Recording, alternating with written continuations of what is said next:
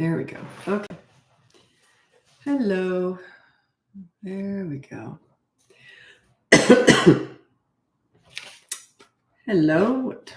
It's 4:30 on Tuesday here for me. I don't know what time it is or what day it is in your part of the world. I lived in Australia for about 20 years and I'm from Canada. So whenever I was going to talk to anyone in Canada, I added a day and removed 6 hours because it was 18 hours behind here. So, but yeah, so I'm used to living in a very, very different time zone.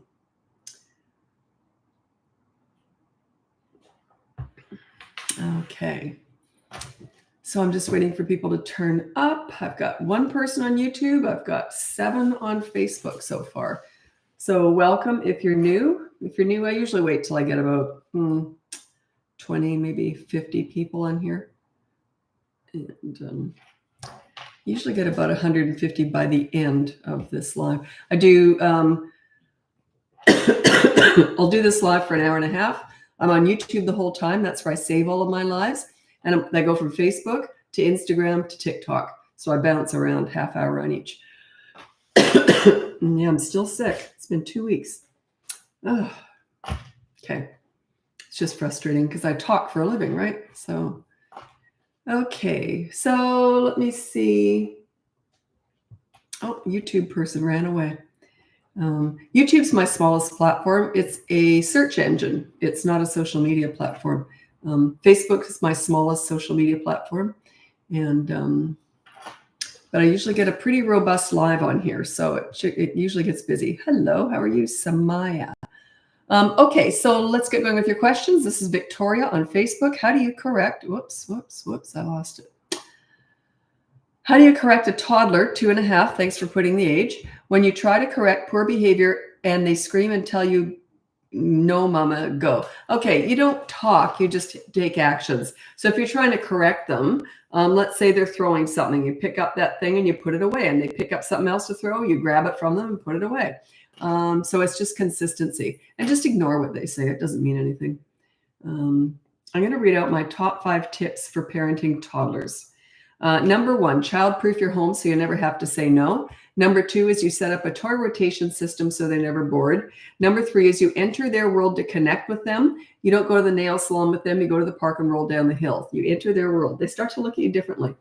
Number 4 is you stop with the mini therapy sessions when you're disciplining. It's not about conversation and discussing feelings and reasoning with them. That's ridiculous. They're about actions. They need consistent corrective actions, and they learn through repetition. You got to do it over and over and over again. And number 5 is stop trying to figure them out. Toddlers are not figure-outable. They're brand new, fresh human beings. They're just forming. They've got one marble and some tumbleweed floating around in there, okay? They're just brand new. I always call them crazy. It's just that they haven't developed sanity yet. Don't try and reason with a toddler. They haven't got reason yet. And a lack of understanding is not what makes them do things. It's a lack of control. So you're trying to explain things so they understand them. That doesn't make any sense at all. They don't have control. They understand things. They understand right from wrong usually. They just don't care. They're just going to do it anyway, right? Okay. So it's not a lack of understanding. Although that's true with anything. We all know right from wrong, but we still tend to speed down the freeway, and you know what I mean? Like, oh, I don't, but I know other people do that. Yeah. Anyway, you get my point. How can I make my children do chores when they say, why should we help in a house we do not want to live in? We do. Oh, that's cheeky. Check out the boot camp course. You might need that because that's back talk. That's a tell. It means they don't respect you. So yeah, check out the boot camp course, or at the minimum, check out the behavior board's completely free. You can check that out and put down follow chore chart and set up some chores for the kids. Start small though, don't go crazy. Oh, this is from Samaya on YouTube. She goes, your new setup is looking great. Also the sound. I got an iMac. So yeah, I always say, you don't need it. It's gigantic too. I don't need to see myself on the big screen at 63 years old, but there I am. It's better quality. And my daughter does all my videos. She loves this. So yeah. Where are you at? I'm here in Vancouver, Canada. And where are you at? Mavic. Oh, geez. I'm not even going to try and do that one.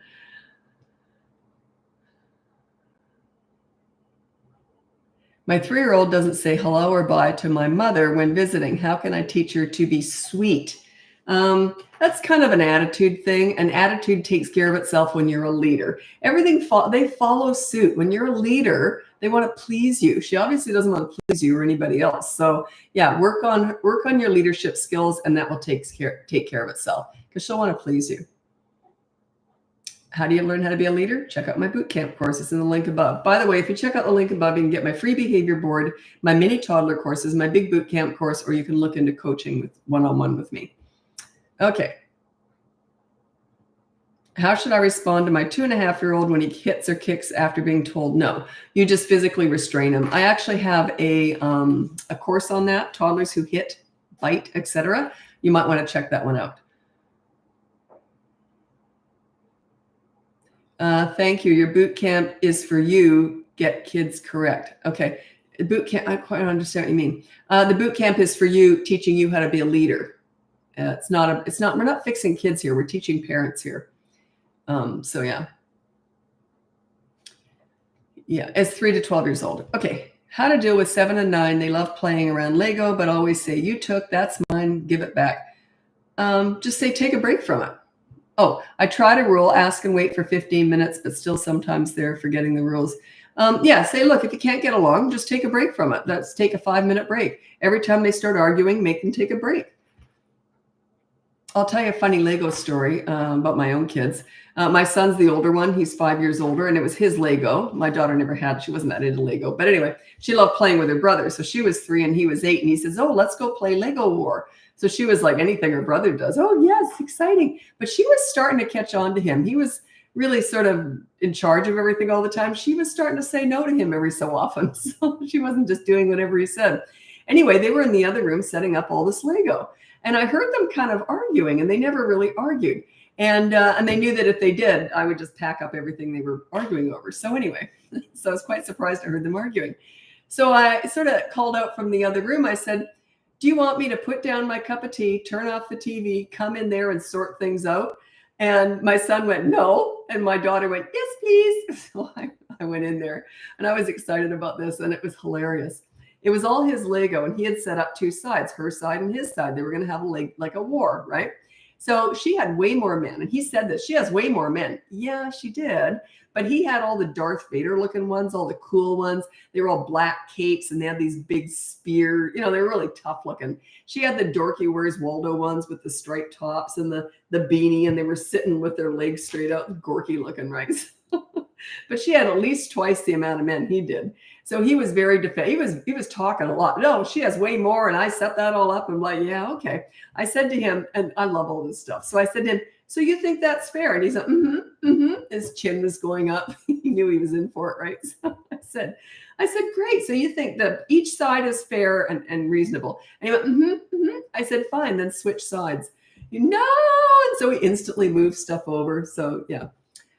Sometimes they just don't know how to share. You got to go in there and tell them. Nashville, Tennessee. Excellent. Nashville, Tennessee.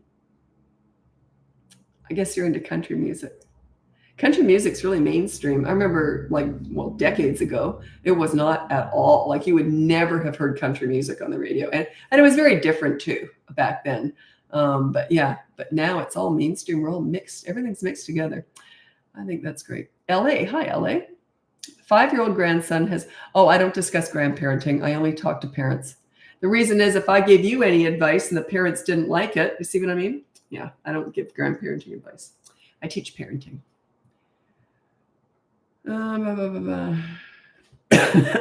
Pardon me. Okay. My 4-year-old has recently started having outbursts of anger over small things, throwing things, screaming, etc.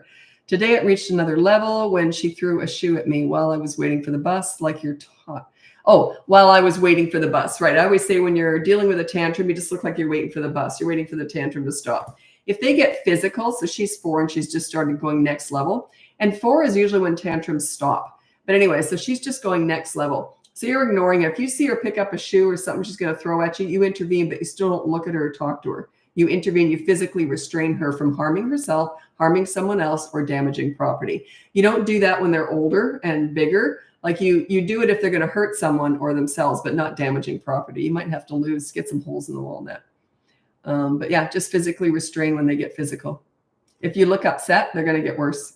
Just don't look like it doesn't bother you. England. Hello, England. I was there in 1980. Yes, 1980. These are names. My profile name, Mavic Owen. Oh, I see. My profile name, Mavic Owen. I can't say it. I'll tell you a funny story. Years and years ago, I had this new client, and the name was spelled out a certain way. And I said phonetically, I said, "Oh, hi, it's nice to meet you, Jesus." And he goes, "Well, thank you, but it's actually Jesus." And I didn't know that. I didn't know it's spelled the same way. He didn't even laugh. He said, "Yeah, I hear it all the time." I thought that was pretty embarrassing. How do I stop my child, 4-year-old boy, to stop hitting other children without any reason at nursery? At 4, he knows better. So put down no hitting on the behavior board. And every time he does, you get a report back from the nursery school or wherever it is. And you just say that here's a consequence. So yeah, check it out. No hitting is actually what's on the behavior board as the example on the behavior board. It's free in the link above, by the way. And you have to wait about 30 minutes before it arrives in your inbox. So I keep getting all these mails. I just signed up. I haven't got it yet. Yeah, you have to wait. I've got like a third-party delivery system for all my newsletters, and so it just takes a while. I might actually be switching. They've messed up a couple times now. I'm not thrilled with it. Yeah, the system glitched over the weekend. We were not. My daughter and I were not happy about that at all, because you pay good money for these services, right?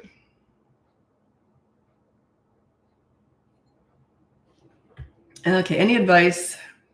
Okay. Any advice on how to deal with a 14-year-old boy who is always late coming home from school? Does it matter if he's late? Like maybe he's just dawdling or hanging out with friends. What's he doing? When you ask him, what is he doing? And how late are we talking? Like, I don't know. I don't know the situation. And there's no easy answer. There's never an easy answer with teenagers, because whenever I'm hired to work with parents with teenagers, I work on your relationship, not the teenager's behavior. I work on your relationship with your teenager first, and then we can start discussing what you want to correct. Okay. You will also throw toys and spit at staff. That's kind of next level stuff, you might want to look into hiring me with that stuff. Or at the very least, check out the boot camp course. Set yourself up as a leader. What do you mean, take a break? The dad is easily pissed and take away all their Legos and ended both crying. They still doing it. Yeah, I don't know. You know what the thing is too, that you may be doing certain things right, but if you haven't got the whole package going, like if you sometimes yell, nothing's going to work if you're a yeller. Yellers are not leaders, and the kids lose respect for you if you yell.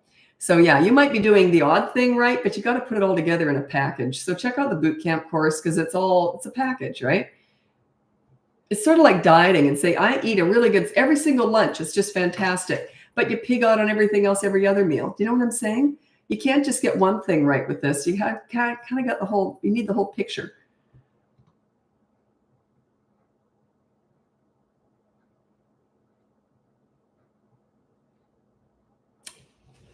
Now you see the sun comes out. I'm going to have to go and shut this window just a sec. Just a second.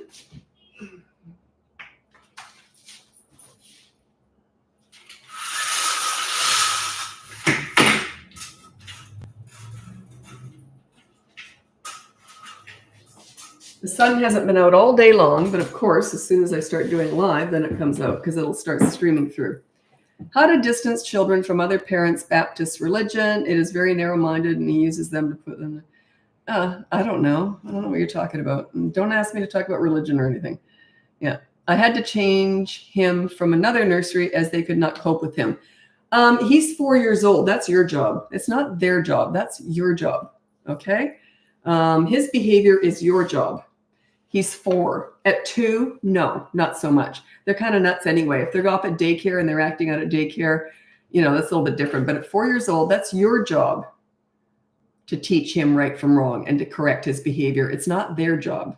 They've got how many kids? They can't be. And behavior is a parenting thing, not a teacher thing. Schools, teachers are quitting right, left, and center because parents are sending ill-behaved children to school. They're not teaching them right from wrong. They're not disciplining them. They're not, they're sending all these really difficult kids to school, and teachers just can't handle it.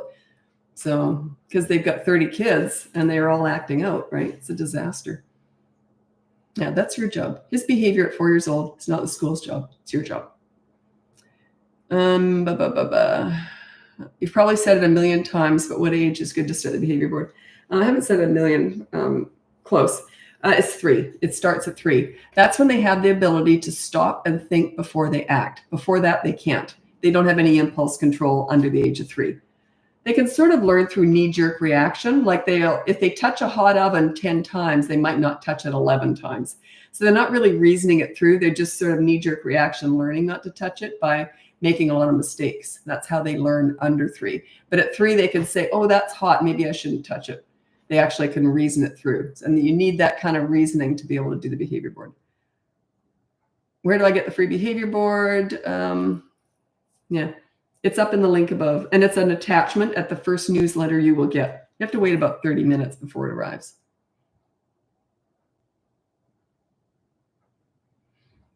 And over the weekend, we had a glitch in the company that I use to deliver these. They had a glitch and you weren't able to click on something. I don't know what it was. But anyway, if that's the case, then you did sign up a few days ago and you just haven't gone in there yet, you might be able to click on view in browser, but everything should be working now anyway. At what age are babies toddlers? 16 months. That's when you start to ignore tantrums. Before that, you're kind of redirecting. You're not rewarding with something really exciting, but you're just redirecting. Like, hey, why don't we read a book? Or, but 16 months is when they sort of turn into toddlers. You're a beast, lady. I don't know, I was a beast. Maybe I should have shaved. Okay. Would you be able to help a parent on the spectrum understand how to mess up less? Are your services for neurotypical parents? Well, I teach all sorts of parents, so I don't see why not. You're not just leadership is leadership. It doesn't matter what you got going on. I've talked to parents who have all sorts of challenges. So I don't see the difference.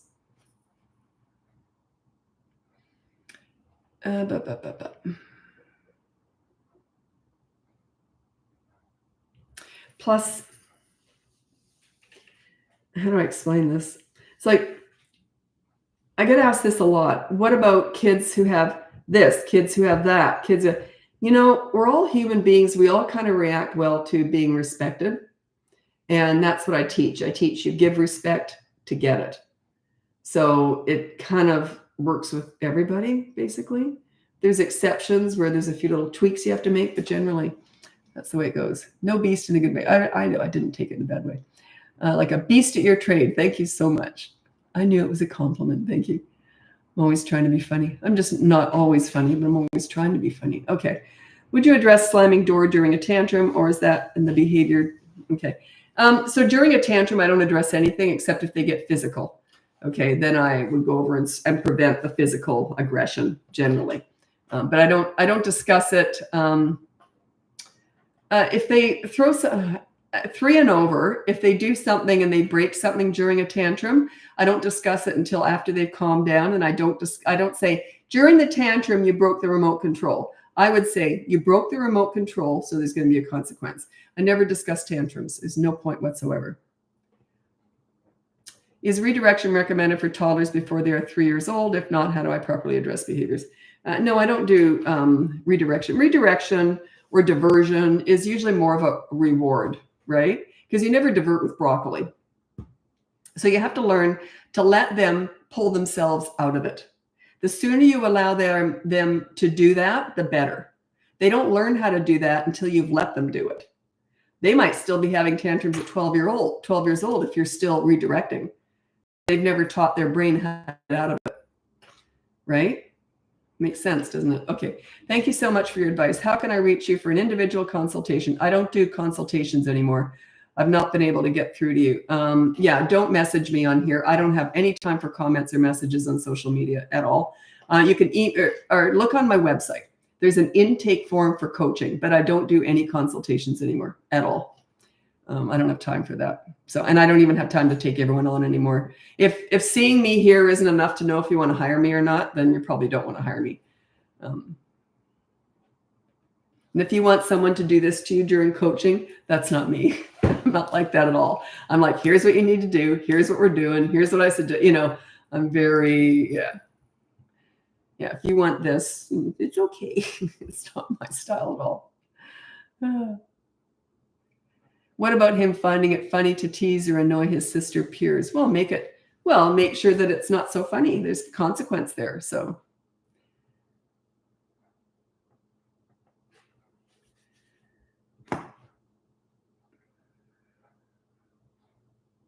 Yeah, you get a 2-year-old who melts down all day. Yeah, some of them are just feistier than others. I'll just read out my top 5 tips for parenting toddlers. Some of it might help you. Number 1 is child-proof your home so you never have to say no. Number 2 is you set up a toy rotation system so they're never bored. Number 3 is when you want to connect with a toddler, this is under the age of 3, you don't go to the nail salon with them. You go to the park and roll down the hill. You enter in their world to connect with them. And it's sort of the same with discipline. If you want to discipline a toddler, you do so in their world. They're not about words. They're about actions. So you use consistent corrective actions, and they learn through repetition. And number 5 is stop trying to figure them out. Toddlers are not figure-outable. They're brand new, fresh human beings. They can't figure themselves out. You can't figure them out. They're just kind of nuts. They're just forming. So yeah. Your expectations of toddlers are usually the problem. Learn how to manage their environment, manage yourself, and just kind of go with it. It's a very temporary stage. Whenever I've got people with older kids and they hire me, and I'll sometimes say, do you want to discuss the toddler? And they just go, nah, they're just nuts. They already understand it. They're not trying to figure them out. How long is the toy rotation? You can rotate every week. I think I did it every few months with my kids because we lived in Australia and they were outdoors a lot and we were just on the go a lot. So, and they had like the big stuff stays out, like the Lego. But it turns out they didn't really like all that little stuff that you don't play with a lot. They didn't end up liking that. So the Barbies were always out. The Lego was always out. PlayStation was always out. So all that extra stuff, I ended up chucking most of it. Plus, and I'm more of a minimalist anyway. And in Australia, they have, well, where we were in Brisbane, I don't know if it's all over Australia, but they have the most fantastic system. In the book library, they had a toy library. So you go around the back and they rent out for free. You just book out a big toy. And it was always a big one, usually something that sits outside because it was in Australia. You know, those big Fisher Price little houses, or little, what do they call them? Little castles, or the little slides and stuff, and or the big garages for cars and that. And you can just take them out for free. You get them, I think, for 2 or 3 weeks. And then you're just supposed to hose it down and then take it back. It was fantastic. So yeah, we did a lot of that.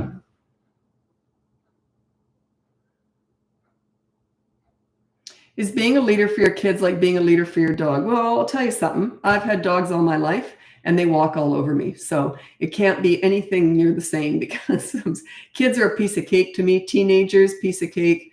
Dogs, no, they walk all over me. So it can't be the same. Because I know kids. I know how to speak their language. I just understand them. Dogs, I don't have a clue what they're thinking. I know what they're thinking is I can get whatever I want out of you, lady. That's exactly what they're thinking when they look at me. Yeah, I'm no good with animals. I'm a real pushover. Like I've been horseback riding a lot, and it's very rare for me not to get bucked off a horse. Or they go between 2 narrow trees, my legs go back, and then I fall off. So yeah, or else they just do a little quick buck, and they always push you off to the side too when they buck. They never just buck and you go up and down. They buck and they go sideways, and off I go. I'm always trying to figure out which way they're going to buck. But yeah, so yeah, I'm no good with animals. So no, it's not the same. Can't be the same, or else I wouldn't be like that.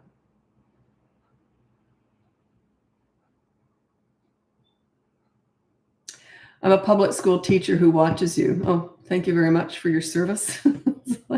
You're on the front line. The behaviors we are dealing with is utter madness. Yep. Any help we can get, we appreciate. Yeah. I mean, anything you can pick up from what I say, but they're very different. A huge portion of my clients are teachers, principals, and child psychologists. And I know they take some of it, it's for their own kids, but I know they take some of it to school and try and use it there. And some of it does work, some of it doesn't. It's not a crossover because one is business and one is personal. There's nothing more personal than parenting. They're a reflection of you and it's personal and you take everything personally. Yeah, teaching is, you know how many classrooms I've sat in supporting teachers just with the difficult kids trying to control. Oh my God, I just think, oh, these poor teachers, how do they do it? How do they do it? Yeah, at one time kids were well behaved. Now parents expect schools to do all that. They blame the school. If their kids are ill behaved, it's the school's fault. School can't handle them. School can't handle them. That's your job. That's a parenting job. When my kids first started grade 1, I said to the teacher on day 1, if my kids ever step a toe out of line, never discipline them. That's my job. I'll deal with it. They love me. My kids never stepped a toe out of line because they knew I was in charge. I was the leader, and it's my job to send polite children to school, right? I took it very seriously.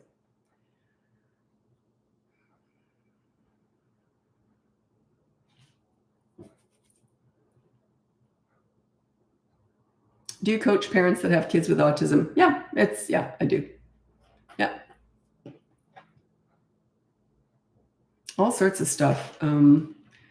All sorts of challenges, physical or disabilities, whatever. Yeah. That's all just coaching. I don't discuss all that on here though. That's coaching because they're also individual and specific, right? Sorry, I'm going to scroll ahead just to make sure people are still here when I answer. I'm saving up for your boot camp program. Actually, I've priced it that way. I was told I should be more than double the price it is because that's just the way you should do it for the value you get. I think that's crap. I want it to be accessible for a whole bunch of people. So I've kept the price actually, pretty low compared to a lot of other stuff that's out there. So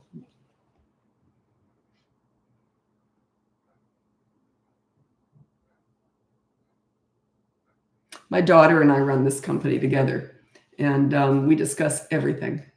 Every morning we have a meeting, and we discuss every detail of the business, how much to price things, how parents are doing. We discuss everything.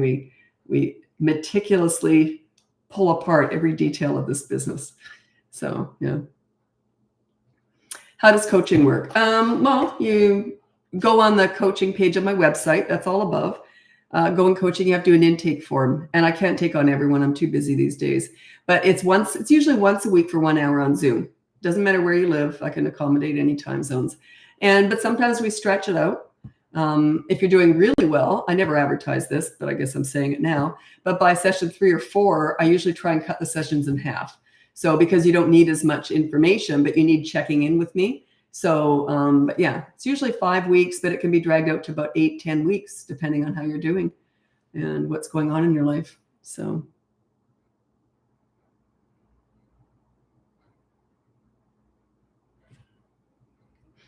Coaching is my favorite thing to do in my business. And I know just last week I made someone cry. I hurt her feelings. And I hate that. But it's frustrating because my main goal is to get your results. And I'm going to say what I think you need to hear. It's still agony sometimes because I know I just have to get your results. I'm obsessed with it. So yeah, it's kind of hard sometimes. But I do love coaching because I love seeing the results. I love it when people come back and they go, I got this. I'm getting it. I'm a leader. I'm getting it. That's why I love it.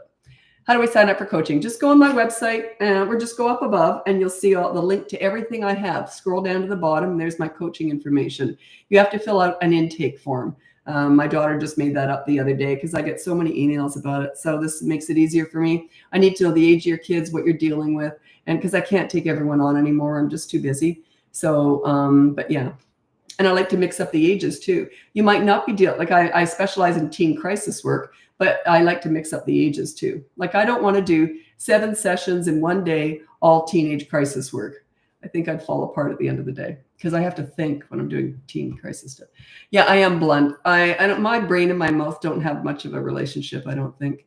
I don't know what's wrong with me. But I'm okay out in public, like in my personal life. But when I'm working, especially when I'm coaching, I have my eye on the goal, and that's it. Yeah. Is your hubby an authoritarian and I'm more, okay. If your hubby is authoritarian and I'm more passive, how do you start both become leaders? Okay. You don't both have to be leaders. You only need one leader. There usually is one. There's never a leader and an authority though. They're oil and water. They don't mix. So there's usually a leader and then a pleaser, and the pleaser defers to the leader. What I mean by that is that the kids are pushing the pleaser around. The pleaser says, do you want me to tell mom? Or do you want me to tell dad? You've got to be on the same page. So you don't have to, and sometimes you'll have 2 leaders, but there's always one that's stronger than the other. It's just the way it is. And the leader is the prized role. They're the ones that the kids tell everything to right through the teen years. Okay, so you end up, when people first hire me, they don't want to be the leader because they think it sounds like more work and they think it's mean to be the leader. It's the opposite, actually. It is the prize role. That's the one that they end up both wanting. So they both want to be the leader by the end of it, yeah. Okay.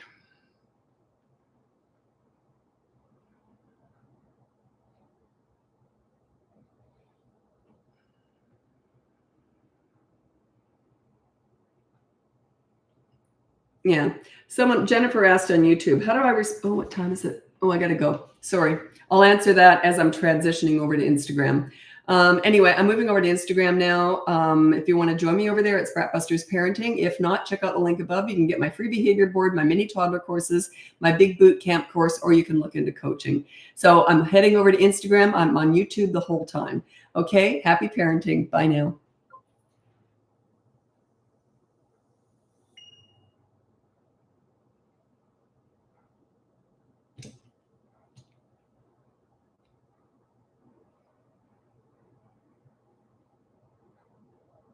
Here we go. Okay, Jennifer, how do I respond to my almost 3-year-old who really struggles emotionally when my husband has to be gone for a day or two for work?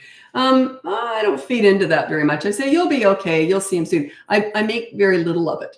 I kind of say, okay, so every time dad goes out, we're going to do some artwork. So have something that is like a ritual. Every time dad leaves, we're going to pull out the craft kit and we're going to do some craft work or something. Have some fun ritual that you do every time dad leaves. But don't make a big deal out of dad's goodbyes or hellos. It accentuates the process. So yeah. Okay. Geez, everyone arrives fast on Instagram. Bang, right away. Facebook and TikTok, they're different. People filter in slower. I don't know why that is. Isn't that funny that annoys me, that I don't know why? I can't figure that out. I've asked around. No one knows. Okay. I'm a first grade teacher. You breathe life into me. Oh, teachers. Yeah. Some fare better than others with teaching. Teaching, I think, is something. I think that a lot of teachers go into it thinking that they're going to really do great work. And I think the ones that do best realize, you got to lower the bar on the on what you expect to get out of it initially, especially, I think, because I hear this all the time from young teachers. They say, I went in thinking that I'm going to make this big difference with kids, and all I'm doing is trying to discipline kids all day long. So I think that you have to work on your leadership skills, obviously. But yeah, just lower the bar on what you expect to get out of teaching initially, especially because there's a big learning curve from what I hear, which understandably, good for you. Good for you. I got a lot of teachers as clients. Yeah. And I've spent years sitting in classrooms supporting teachers, sitting up in the back of the class with the challenging kids, trying to support the teacher and help them out. And all I do is sit there watching the teacher going, wow, I couldn't do that.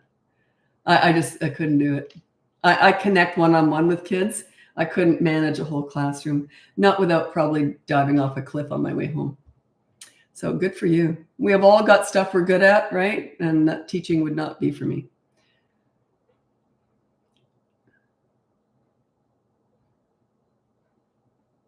Having issues with night wakings, have tried to walk back to bed over and over, but it isn't working for him. Another option, it's the only option I got. It's called Bedtime Battles. It's a course. I don't know if you've already got the course, but yeah, it's usually one night of hell. But yeah, I don't have another option. That's what I do. It's walk them back to bed. There's a way of doing it, though. You might want to check out the course. But yeah, parents say it's hell, but it's quick. It's usually 1, maybe 3 nights. You're probably talking to them too, right? Yeah, you don't do that. It's all silence and boring, and yeah, just walking them back to bed over and over.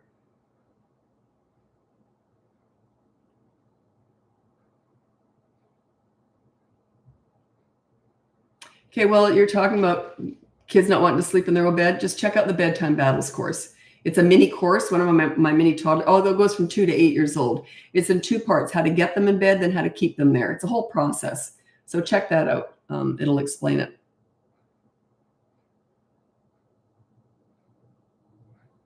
Curious if your strategies change or remain the same with a child who has a disability. Depends on the disability. Is it cognitive? Is it a mental disability, a physical disability? It basically doesn't change because you're giving respect to get it. You meet their needs and manage their wants. Children with disabilities sometimes have different needs, though. That's the thing. So yeah, I've worked with lots of kids with disabilities, and it's very similar, but their needs are a little bit different, obviously, sometimes. I remember I used to work at this, or volunteer. It's all volunteer work that I learned all this through 52 years of doing it. So I used to volunteer at Sunny Hill Hospital here in Vancouver, and it's like long-term, children who are, it's long-term care kind of thing. It's where they go after the hospital, right? They go there for long-term care. And anyway, I was there, and I was in the little kids ward, and they were just laying there, highly medicated to stop the seizures and that. So I thought, well, how do you connect with these kids? Because they can't see, you know what I mean? Like they're not getting any response. And I remember the nurse said to me, "You'll know when they know who you are when they go limp when you pick them up."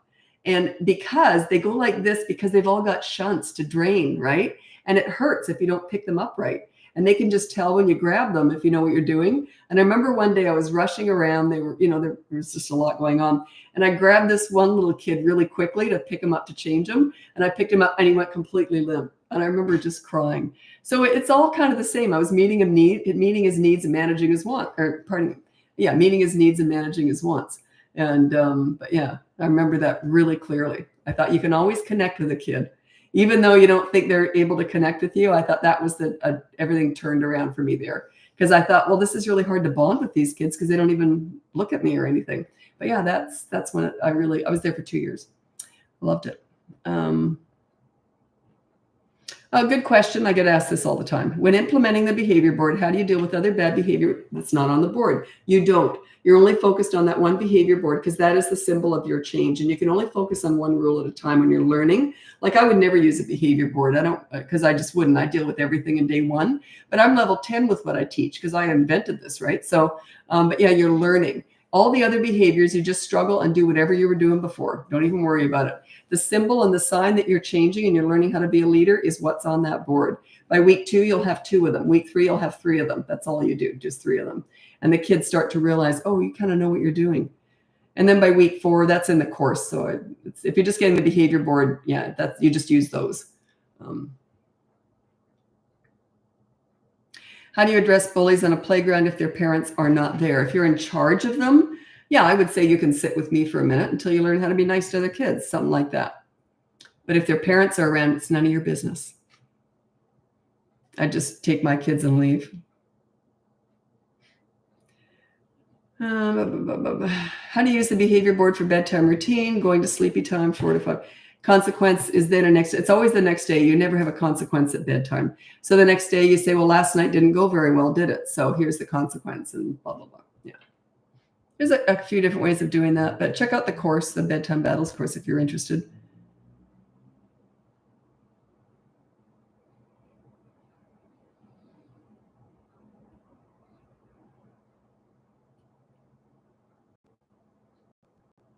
Okay, this one, I've got no answer for you, and you're not going to like what I say. 2-year-old hurting newborn sister. Nothing you can do. 2-year-old does not understand concussions and death and the soft spot, okay? Just keep the newborn away from the 2-year-old. Do not expect the 2-year-old to be responsible enough to be able to not harm a newborn. So keep them separate. Keep the newborn safe. That's it. That's my only advice. Can't expect a newborn. And parents will get upset. I had a friend actually, and her little boy, we used to get together for play dates with our little boys. They were 2 years old because they were both very gentle. Like they would never hit or anything. So they played beautifully together, right? So we got together and she just had a new baby girl, and her little boy, who was very much like mine, I would never expect this. He went in and took his little sister out of the bassinet and threw her on the floor. Brand new baby. Wow. He wasn't a mean kid. He just thought, yeah, I'm sick of her. I'm getting rid of her. He just thought it was like a doll, right? They don't get it. So yeah, don't expect them to understand. You have to be gentle with a newborn. It's your expectations are the problem. There's nothing wrong with a 2-year-old who's rough with a newborn. It's your expectations. And just keep the newborn safe.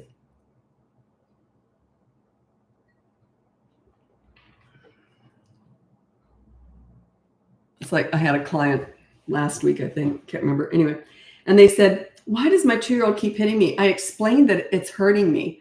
And I'm like, you tried to reason with a 2-year-old? It doesn't make any sense. Yeah, they don't care. They just don't get it. It's not that, and they say, well, they understand.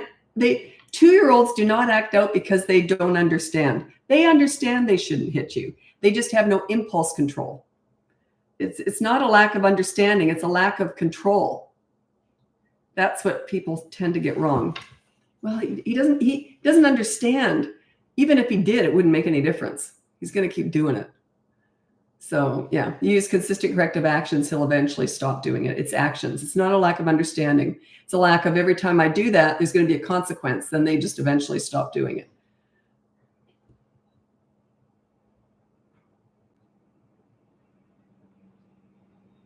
Okay, bully proofing your kids. Someone asked, how do you bully proof kids? I have touched on this. It's amazing how rarely people ask about bullying. When I first started my business 17 years ago, it was just number one topic. Internet safety and bullying were probably the two most common questions I got. Now I hardly get asked about either of them. Isn't that interesting? Anyway, bullying. Here's how you bully proof a kid. And I'll give you an example. I was only bullied once, and it was very brief. Well, it's bullying if it's ongoing. So this kid tried to bully me. Anyway, I was in grade 2, he was in grade 5, and we were both in the hallway all by ourselves at school because it was in the middle of class and I had to go pee, and he was coming out of the principal's office. Of course, he did it all the time. He was a school bully. So he's a big kid, grade 5, I'm grade 2. And he sees me, he's licking his chops. He's like, I'm going to get her. So my last name was Hanky. So he comes up to me right in my face and he goes, Hanky Panky. And I said, I prefer Snot Rag and Boogie Bundle. Oh, well, got to get back to class. So I remember that like it was yesterday because I was scared as anything. I would have peed myself if I hadn't just peed. Anyway, he never came near me again.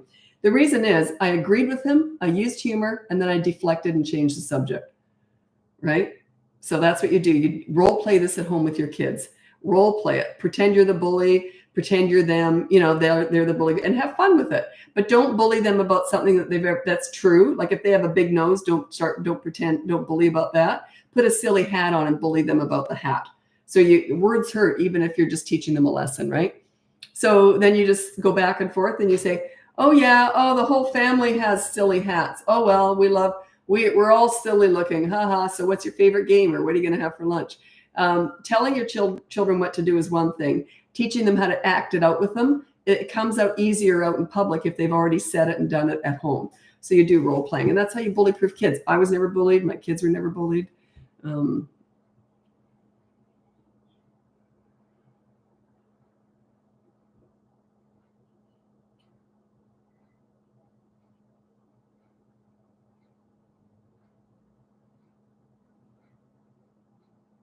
Does this still work if one parent follows through with this and the other needs convincing?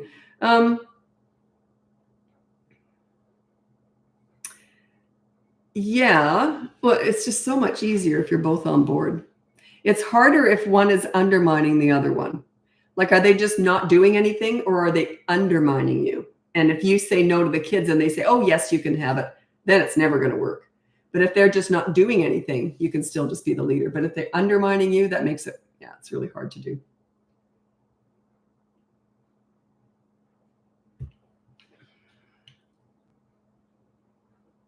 And this is love. Like, leadership is love, because a good leader makes kids like themselves. Their self-esteem skyrockets when they've got a leader. They like themselves when they're with a leader.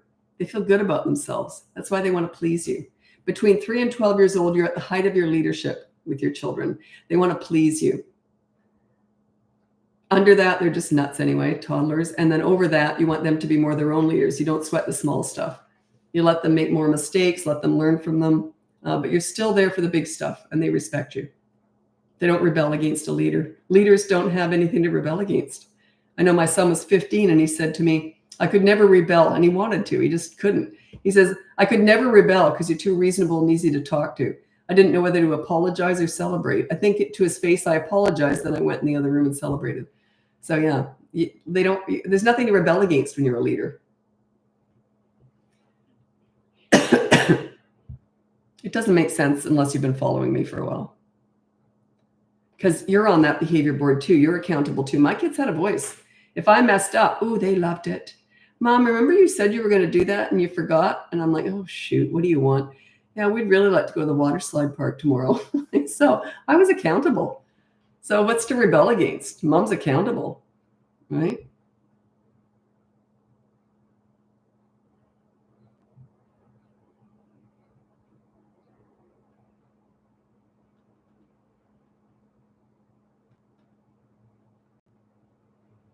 I have no idea what you're talking about. I'll read it out because I've spent all this time reading it silently. Okay. What if school is giving a lot of negative attention and punishing repetitively, then reporting no changes? I don't know what you mean by that. Unsure how to work with the group. I don't know. Are you the parent or a teacher, or what group are you talking about? I don't know what you're asking. And I don't discuss teaching or schools, so I only talk about parenting.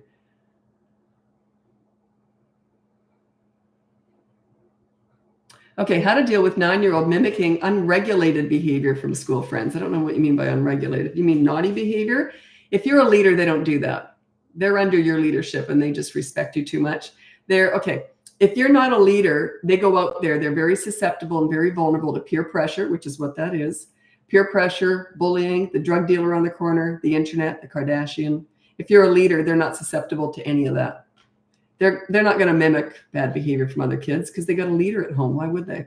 They tell you everything. You're a safe place to land. They run everything by you right through the teen years.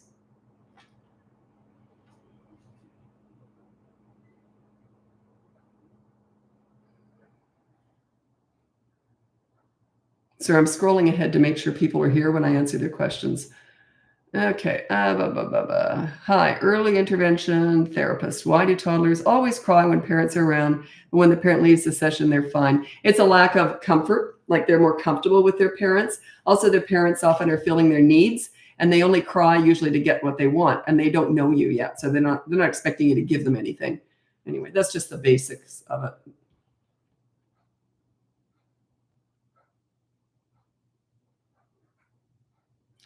Any second consequence suggestions for 3-year-old who only gets media on the weekends? Yeah, just take away something that they love and play with every single day. If not, you can invent leverage. You could say, oh, we were going to go out and get ice cream tonight, but because of that, we're not going to. You were never going to go out and get ice cream, but yeah. You invent leverage that was never there, and you just take it away. I got a million ideas. It's just a very quick example. Did you say not put screaming on the behavior board? You absolutely can't. That's like saying be good or be perfect or stop being naughty. It's too broad and it's in the attitude department, and you're assuming they can really control the screaming. No, not yet. If you're not a leader, they can't control themselves yet. When they've got a leader, they can control themselves. So yeah, you can't put attitude on there, and it's too broad. Would never work.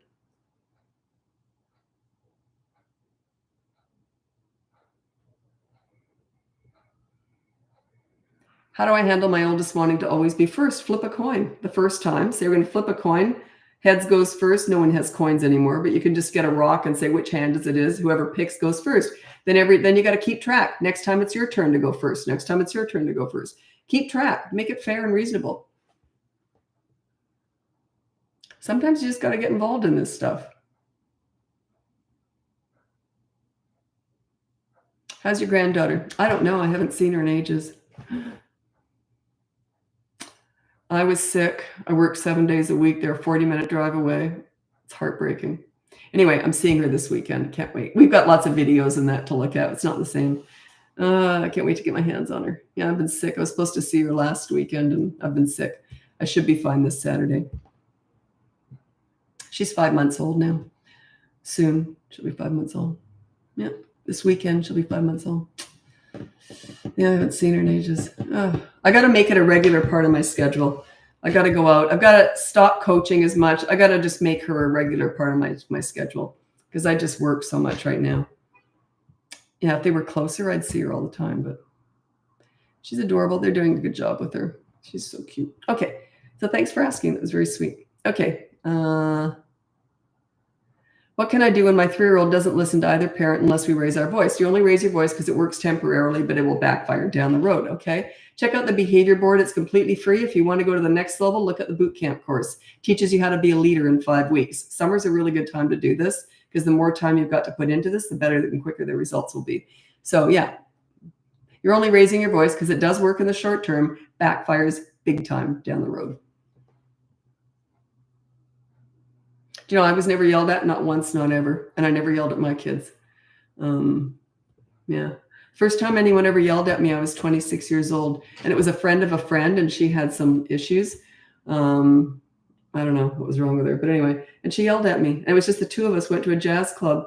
And I've never been yelled at before. Like, it was just nothing. I don't even know what she was doing. And it was just her way. She was bipolar. I think she was bipolar. And anyway, she yelled at me, and I stood up, walked out, and drove home and left her there.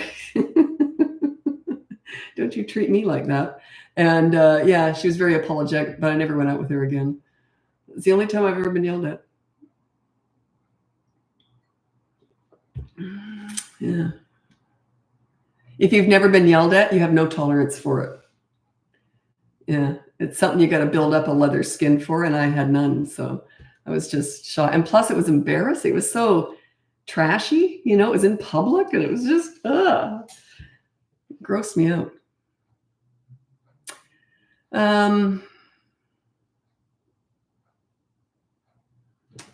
Time is it? Okay, get another 10 minutes. 2-year-old potty training. I got a whole system for that. It's called Potty Party. It is a party. It's messy, but it's a party. It's one of my courses. Check out the link above. You can look at the course. It is called, I'm just going to look at it. I got a new computer. It's so fast. It's wonderful. It is called Toddler Potty Party. It starts at about 2.5. That's what I train. I train my son one day, my daughter in 2 days. No pull-ups, no night diapers, nothing. There's a whole system. So yeah, I did it. I waited until they were 2.5. I think I could have trained my daughter at 2. But I waited till for sure it was going to work because I didn't want any pull-ups. I didn't want any night diapers, no messes.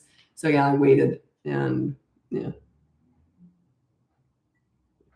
Plus I use cloth diapers. So 2.5 with a cloth diaper, you can figure it out.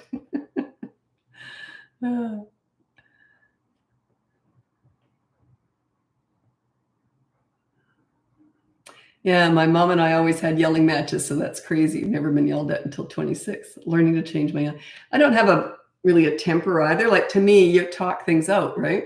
So yelling to me is like, to me, it's abuse. That's how I view it. I view it as abuse. Yeah, I don't do well with it at all. I don't do well with tempers. You got a temper, we'll never be friends. Like, I don't like it. I think it's abusive. Okay. But everyone's different. Like, I just never had any tolerance for it. We all have things that we can tolerate, right?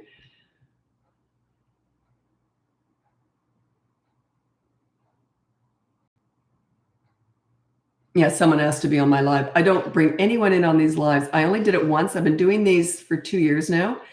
And I was brand new at it. And I had, when I first started doing these, they were like, the biggest one was 26,000 people were on one of my lives. I guess now people have heard it all, so they don't turn up as much. But anyway, so I didn't know what I was doing. And I let this person in, and they started talking about their business. They were trying to sell to my audience. And yeah, I couldn't figure out how to get rid of them. I was trying to get rid of them. It was awful. And then I said, this is for questions. It's for parenting. Oh, no, I'm going to ask a parenting question. No, you're not. Goodbye. Yeah. Oh, I was shocked. Like, I couldn't imagine doing that. Oh, God. Do I address sulking in 7-year-old? Nope. If you ignore it, it goes away. They only do what works past the age of 4. If sulking gets them nothing, they'll stop doing it. It must work. It's a tell. It means it must pay off. It must bother you. You must give into it. You must mention it. You have to. There's no way a 7-year-old would be sulking unless you were feeding it. It's impossible.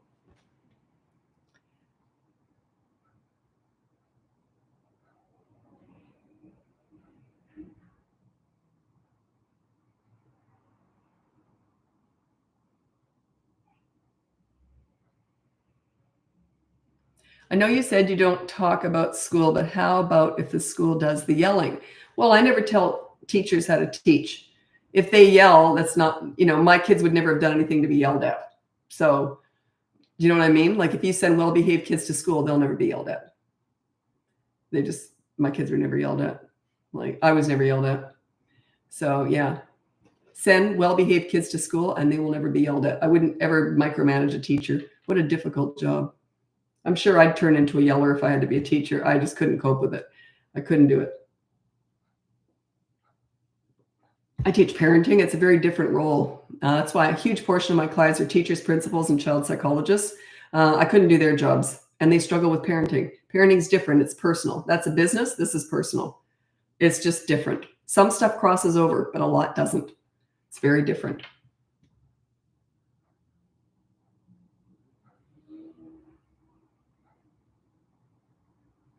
And there are 2 things. If I get a child psychologist for a client, if they have younger kids, it's usually teenagers. If I get a child psychologist, they have teenagers. But anyway, there's 2 things that they'll argue with me about. One is that you should discuss tantrums, which I say, why? There's absolutely no point. It's the last thing I would do. And the other one is that praise gets good behavior. No, it doesn't. Yeah. Praise does not get good behavior at all. Consequences get good behavior. Making kids accountable gets good behavior. Praising a child, you're a wonderful boy. You won't hit your little sister again. Yeah, he's going to hit right now. Like that, praise doesn't do anything. Does nothing. It's like if someone said to me, let's say you love speeding down the freeway, and they said, you're such a good driver. I know you'd never speed. Just go right for it. Like, why would that make me not speed? But if I thought I'd get a ticket, I might not speed. Consequences is what keeps us in line, not praise. And tantrums, why on earth would you discuss a tantrum before, during, or after? Why? What's the point? A tantrum is a loss of emotional control at not getting what they want. That does not need to be validated. Ignore it and it will go away. Not right away, but eventually.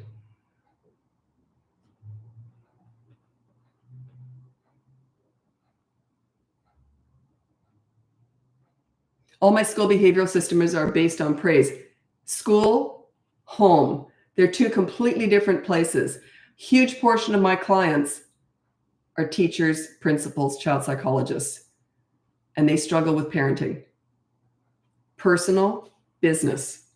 They're different. Some stuff crosses over. Reward charts work at school. At home, they're a disaster. I would never have a reward chart at home. Disaster. But they work beautifully at school. It's not personal. It's business. See? It's different. It's just different. If you ignore the tantrum, I'm so glad you asked this. If you ignore the tantrum, are you ignoring the needs of the toddler? A tantrum is a want, not a need. You meet their needs and manage their wants. Tantrums are based on not getting what they want, not getting what they need. See, you already answered your own questions. You're not ignoring their needs. You're ignoring their wants that you've already said no to. Think about it. Huge difference. You meet their needs and manage their wants. If they're having a tantrum because they're hungry or tired or sick, you do not ignore that because you're not meeting their needs. You meet their needs and manage their wants. Just because they don't get what they want, that's not a need. So yeah, absolutely not. No way. No way would I discuss a tantrum. My 3-year-old starts sleeping in his bed, but always ends up in our bed. Check out my Bedtime Battles course. It's a whole system, how you keep them in their own bed. It's ugly. It's not pretty. I'd like to apologize ahead of time, but I'm not going to because it works really well. That's one of my most successful pieces of advice is Bedtime Battles. It's straightforward. It works, but it's hard to do. It's usually 1, maybe 3 nights of hell. Usually just one really bad night.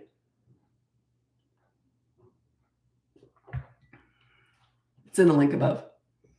What was that you said about tantrums again? Oh, you just don't discuss them before, during, or after. I can't wait to take your course. The boot camp course. I love that course. It's got a whole bunch of parents on there asking questions. I did a bunch of group coaching calls with that course just so I could put it on there. Plus the course is only not even a year old yet. I wanted to check in with parents. So there's a whole bunch of videos on there with parents asking questions. So you'll see you're not alone. You totally get it. Glad you're sharing. This parenting generation needs it. About 40 years ago, I saw the pleaser parent style come in. It started with participation awards. When I heard that, I couldn't believe it. I mean, you just turn up and you get an award? What? I went grocery shopping the other day. No one gave me an award. I turned up. No one gave me an award. What about earning it? What about having to prove it? What about pride? Where's the pride? So you just enter a room and you get an award. That's where it started. That was 40 years ago. I remember saying, we're going to raise self-entitled snowflakes with mental health issues. I remember saying that like 40 years ago. And look where we are. Yeah. Roll out the red carpet, make everything easy for them, blame the schools when they're acting out. It's everybody else's fault. They're never accountable. Never. It's this woke victim culture that I'm seeing. That's where it came from. It's the pleaser parent style. It's a disaster, absolute disaster. Thank God it's going out. I'm seeing a shift the last few years. It's going out because it didn't work. It's a disaster. By the way, you can have a super easy kid and do everything wrong and they're still going to turn out fine. But most kids will test the limits and try different things. So, okay. But there are exceptions where, like my daughter, anyone could have raised her. She's just easy. Although I don't think she would have had the confidence if someone else had maybe raised her. I pushed her to do a lot of things. She was very clingy with me. Easiest kid in the world, but she was a mommy's girl, just wanted to be with mom all the time. I threw her into all sorts of stuff, and she's very confident. I think she might not have been so much maybe in a home that didn't push her as much.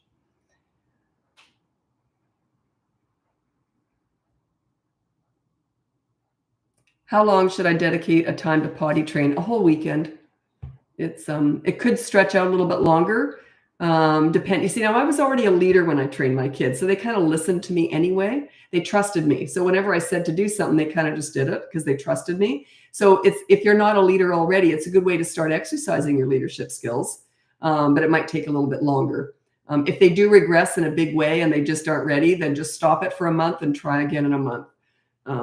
You don't want to keep trying if it's a disaster and you're not coping and they're not coping.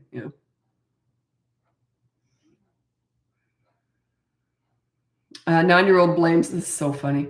9-year-old blames others and inanimate objects instead of taking responsibility for his actions. How do I address that? Yeah, it's everything else's fault. Look at the leadership stuff. It teaches you how to make kids accountable. Okay, that's what it's all about. If you do something wrong, there's a consequence. There's no anger. It's just the way it is. You have to be accountable. So yeah. Oops. Oh, shoot. I'm late. I got to go to TikTok. Check out the link above. You can get my free behavior board, my mini toddler courses, my big boot camp course, 3 to 12 years old. It's all about you and your leadership. Or you can look into coaching. Anyway, I'm hopping over to TikTok now. It's Bratbusters Parenting over there. If you want to join me, I'm on YouTube the whole time. Thanks so much for joining me. Happy parenting. I'm always late. Darn it.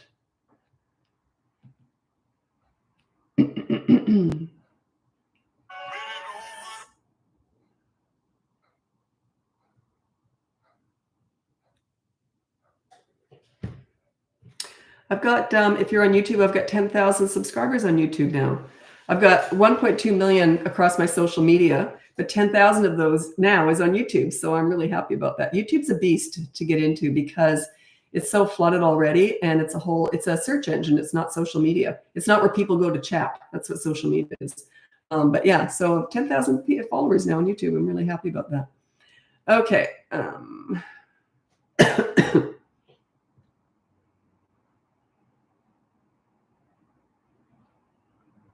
I staring? Oh, I know. I'm taking a break from my voice. Just a sec. I'm getting over this cold, finally. Okay.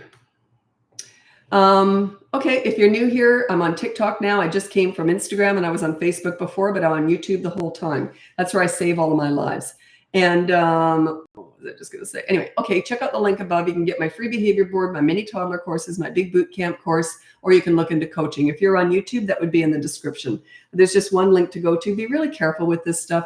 I've got a big following now, and people are imitating me. They're using my videos. They're using my name. They're charging people for courses that aren't mine. I mean, it's sad, but that's what happens. As soon as you shut down one account, 5 more open up. I mean, you can't stop it, right? It's just part of it. So be careful. This is me. Just go to the link above and keep following the links that you get to. That will be me. But yeah, if you just Google me, be very careful. It's bratbusters.com. Okay. There's lots of imposters out there right now. So it's Bratbusters, plural.com, not .ca, not .net, and it's not Bratbuster, it's Bratbusters.com. Anyway, it's frustrating, but I can't control it. So it's just part of being online.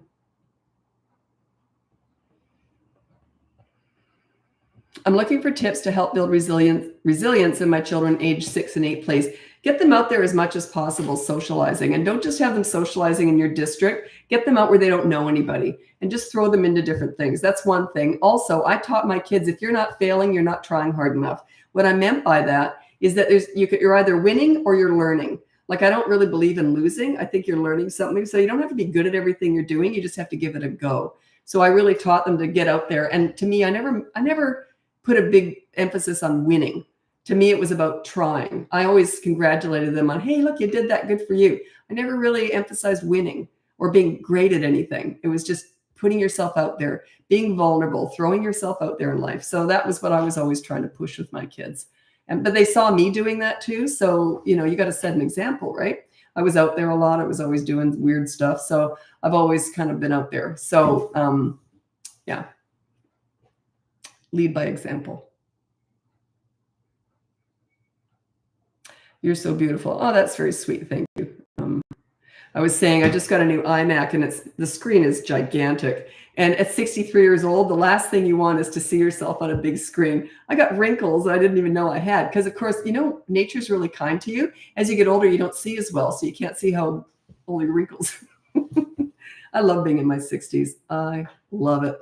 My 50s, not so much. I put on 40 pounds. I had menopause. It wasn't horrible, but and then in my 60s, my late 50s, I finished menopause, dropped all the weight, and I got more energy now than I ever have. So, but my 50s, yeah, that menopause was a little bit tricky. Sorry, men, if you're listening. Sorry about that. It's just part of it.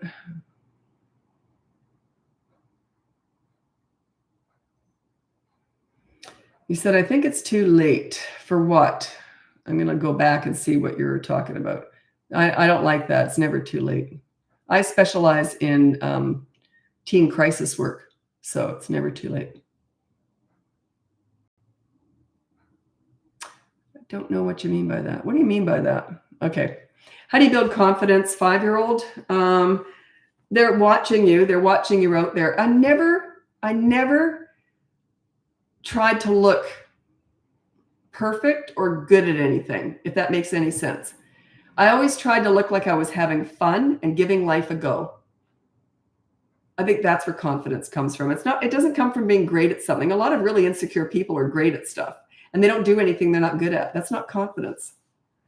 Confidence is giving it a go, throwing yourself out there. So I always tried to sort of lead by example that way.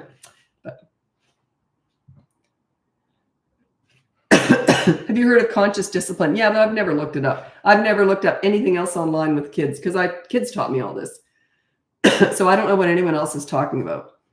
I stay out of that. But why? What would I learn from it? My teachers were kids. I was asked to do, it's a pretty big shows too, asked to do panels discussing different parenting methods. Why would I do that? I wouldn't learn anything. Why would I do that? I would never critique what anyone else is doing. I discuss the old-fashioned authority style and the newfangled please your parent. But what is under those umbrellas, I don't have a clue. She screams to the point of vomiting. What can I do? Get a bucket. If you're going to try, the only way to stop children from having a tantrum is to give them what they want. If she thinks vomiting gets her what she wants, she'll keep doing it. It's messy, but you just have to let it happen. My 15-year-old thinks it's okay to not call me when he's with his friends. He makes a plan without asking. Yeah, that he doesn't respect you. Work on your relationship. You can't fix what they're doing right or wrong, or you can't fix it. You have to fix your relationship. You have to get that respect going first. Then you can start to negotiate things with them. Okay, I'm going to read out my top 3 tips with parenting teenagers. Whenever I'm hired to work with parents of teenagers, I say, we're just going to work on your relationship in the first week or 2. And then we can start to address things that you really that you really hired me for. But you got to work on the relationship first. They're not going to listen to you. They're just going to walk out the door. They don't care what you're saying. You got to work on that. You got to get their respect first. Okay. These are my top 3 tips for parenting teenagers. By the way, teens are my favorite age. Number 1, listen to understand and show empathy. You don't listen to gather information to lecture with, or they will shut you out. If they want your advice, they'll ask for it. By the way, they already know it. Number 2 is you negotiate pretty much everything with a teenager. It's not a blanket statement, but it goes something like this. Hey, I want your dirty clothes in the hamper from now on. What do you want from me? That's how you show them respect, right? You give and get, give to get. With teenagers, it's more give, give, give, give, give, get, give, give, give, give, but you get the idea. Okay, number 3 is don't sweat the small stuff with teenagers. Allow them to make mistakes, just like you did, just like you do. It's okay that they make mistakes. If they do something stupid and it's not a big deal, just say, well, that was stupid. Do you want to hear what I did when I was your age? Or do you want to hear what I did yesterday? Or do you want to hear what I just did? Okay, it's okay to make mistakes. It's okay to not be perfect, just like you, okay? So yeah, parents tend to expect more from their kids than they expect from themselves. It's quite interesting. I find that fascinating. Well, he knows right from wrong and he still does it. And I say, do you ever park illegally? Do you ever speed? You know, come on.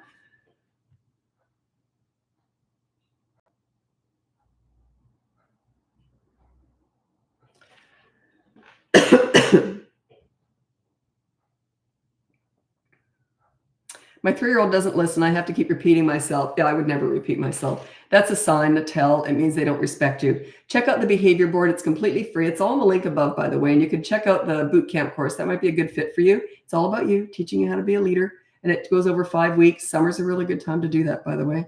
And yeah, it's all about you and your leadership.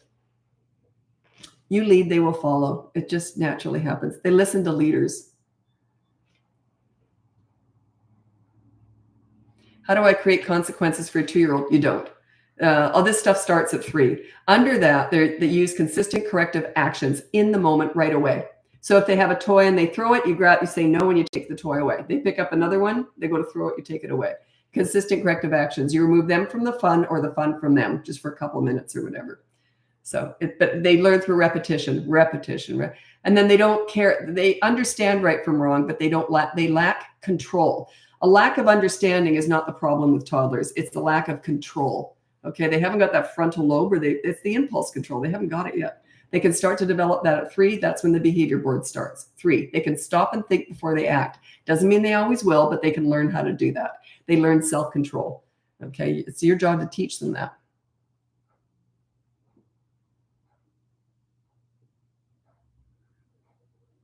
Consequences for 3-year-old, check out the behavior board. It's completely free. It's usually a chore, and you time everything.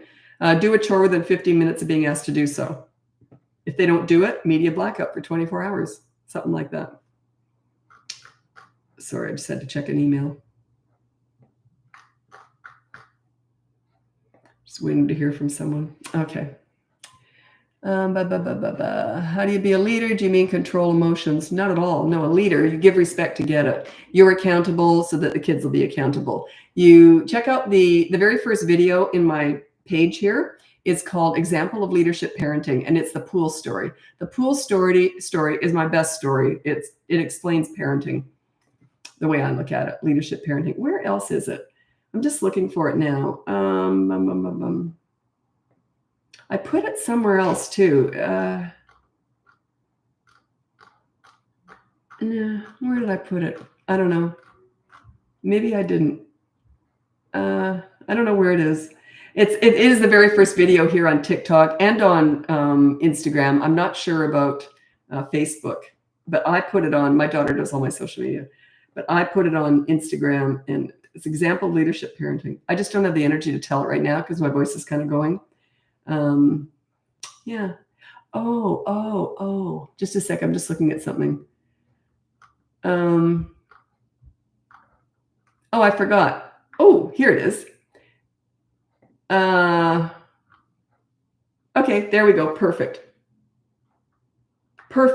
Okay, my daughter did all this. If you go on my website, bratbusters.com, I've got a blog, and it has Example of Leadership Parenting. It's the video.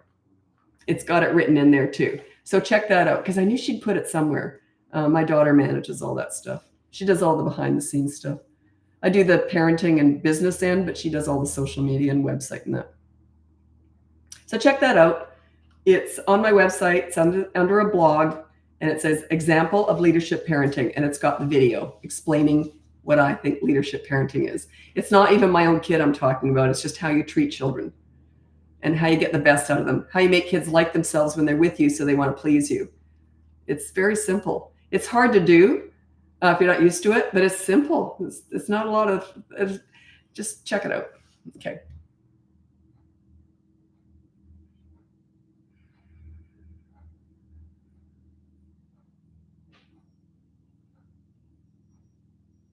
And when you say control emotions, that's an interesting way of putting it. Your emotions tend to calm down. When you're a good leader, your kids come and talk to you reasonably. They just don't tend to have emotions like that when they've got a leader, because you're a safe place to land. They feel safe. They feel taken care of. And they feel heard. They feel respected. So they don't tend to have emotions like that. Okay? Yeah. Can you further explain why yelling is not good? It is. It's harmful. Would you go and yell at the checkout lady? Or maybe you would. I don't know. But yelling is kind of, it's in the abuse department.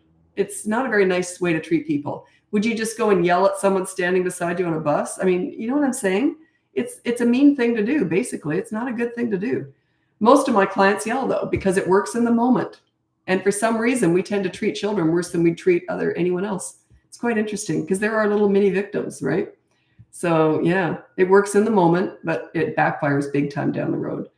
And you don't want them to build up that immunity to yelling because it just does something to them. It's not good for them. Could you imagine if you had a boss and he yelled at you? How would you feel?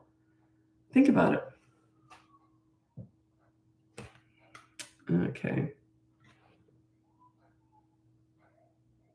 Okay, can you give me a consequence when you're out and about? So when you're out and about with a toddler, you still have to deal with in the moment. You can't do anything later. It still has to be consistent corrective action everywhere you are. But with 3 and over, you can say, I didn't like that. When we get home, we'll deal with it. Okay. And then it's called deferred punishment. And then you hand out the discipline when you get home. Okay, you're going to sweep the floor now within 15 minutes. If not, media blackout for the rest of the night or whatever.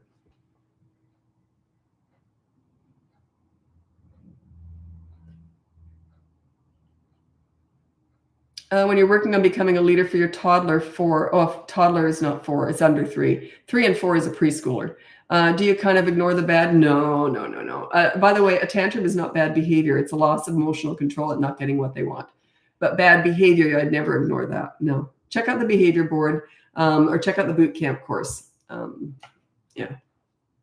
It'll teach you how to deal with that.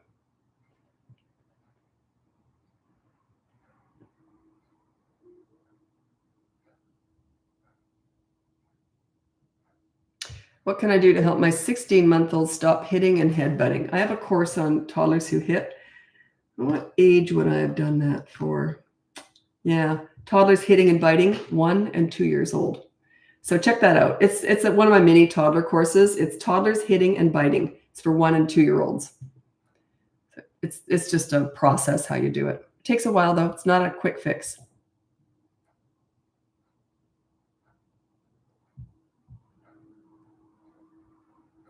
Can you fix behavior then? Well, you're not fixing kids, you're fixing yourself. You lead, they will follow. It calms them down. When they've got a leader, they calm right down. It's like I've worked with some, really challenging kids. No one ever said, here's an easy one, Lisa. They always went, good luck with this one. And I've worked with troubled teenagers, toddlers, all different ages. But because I know how to be a leader, it calms them down. It just naturally does. So yeah, work on your leadership skills and it calms them down. When you get good at it, you're working at it. It's a process. You got to learn how to do it. It's a whole system too. It's like dieting. You don't pick and choose what you like from different diet centers. You don't pick and choose what you like from different parenting experts. You pick a path and go with it. Like if you were to throw timeout into my method, it wouldn't work. I hate timeout. I think it's mean. I think it's horrible. It's humiliating. I would never do it. So yeah, you can't pick and choose different things from different people. Just pick a path, go with it. If you don't like what I'm saying, go pick another path, go with that person. But here's what I'd suggest though. If you're going to take parenting advice from someone, it is heavily experience-based. You can't just go and study this in school and learn how to do it. There's 2 criteria. There's no way I'd take parenting advice from someone without this 2 criteria. They have to have finished the job with their own kids. Have they lived with teenagers? Have they raised young adults? Do they really know how to do it? Okay. And plus, they might have just had really easy kids.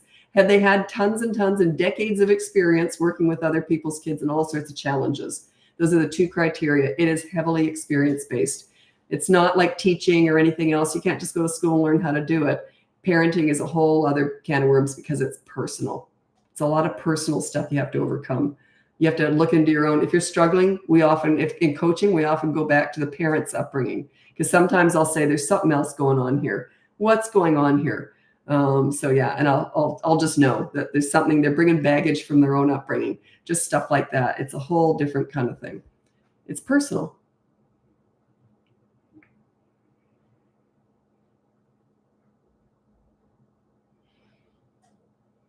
Okay. Oh, good question. I'm looking at YouTube now. We are getting a divorce. How do we break the news to our kids, 10 and 13? Our kids were 9 and 14 when we told them. And so, yeah, it's really difficult. We just said, we don't love each other anymore. We're going to get a divorce. And that's it. Then they go into shock. And then the fear is that their lives are going to be turned upside down. You're going to be hating each other. Just make sure that you're on the same page and you always get along. He continued to come over for dinner every night for a couple of weeks or so, just to try and ease into it, and plus we always got along. We never fought or anything before or after. I think that was part of the problem. We didn't care enough to fight. Anyway, okay. So also you got to love your kids more than you hate each other. They don't care that you're together. They just care that you get along. So it was funny because he was coming over every night for dinner. And then the kids finally said, can you tell Dad to stop coming over? Because they felt they had to entertain him. They couldn't just go off and do what they wanted, because then the two of us would just be sitting there together. We didn't want to be together. So it was really funny. So then, it's a process. You want to ease them into it. And then, but yeah, I actually taught a course once, and plus we went everywhere together. We still went to all the games and everything together. We were very much a united front as parents, because we weren't exes, we were parents together. Don't see them as your ex. See them as the parent of your child. See them as the other parent. That's the way I always viewed it. I never really thought of him as my ex. I thought of him as the parent, as the dad of my children. So, and that's for life, right? We got a grandchild together now. You're going to be stuck with this person for the rest of your life. So make the best out of it. And if they don't take the high road, you do it. Okay. They really don't care if you're together. They just care that you get along. That's all. They don't like the fighting. It scares the bejeebies out of them. I don't care how old they are. It makes them feel sick when they see you fight, whether you're together or not. It makes them feel sick. Our kids never saw it before or after, because we just didn't care enough to fight. So we're not fighters really big anyway. But anyway, so yeah. Anyway, I taught this course years ago. It was a seminar. This is probably 16 years ago. And it was in person. It was a seminar. And I said, okay, it's called Parenting Through Divorce. And I said, I want you to turn up together. No girlfriends or boyfriends or new husbands or wives, just you, the two biological parents. Meet in the parking lot, walk down the hall together, and then sit together. I heard fighting in the parking lot, fighting down the hall. They fought when they sat together. And this was me at the front of the class. I'm disgusted with you people. I was so disgusted. I could never even teach that again. I said, you act like this in front of your children? How pathetic. I was so disgusted. I just couldn't teach it again. Broke my heart. Yeah. And I remember once, this was really stupid actually, but it was a principal said to me, because he said, it's so refreshing to have kids like you in our school, because there's so many broken homes out there. I can always spot those kids a mile away. We were divorced. And he was such an idiot to say that. So in other words, other people were broken. I just took offense to that. He's insulting all those other. I happened to be a broken home too, but he just didn't know it, because we got along so well. He saw us together and that, getting along. He just didn't know we weren't together. So, but I always remembered that. I thought there's a real stigma attached to broken homes. There's a lot of happier divorced parents than sometimes parents who are together. They'd rather you be apart and getting along than together and fighting. It's the fighting they hate. They hate it. Yeah, our kids were fine. They survived just fine.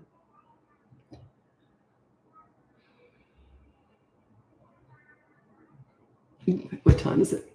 Okay. Okay, actually, I got to get going. I can feel my voice it just gets so sore by the end of this. I'm coming to the end of this cold, but geez, it's been a nasty one.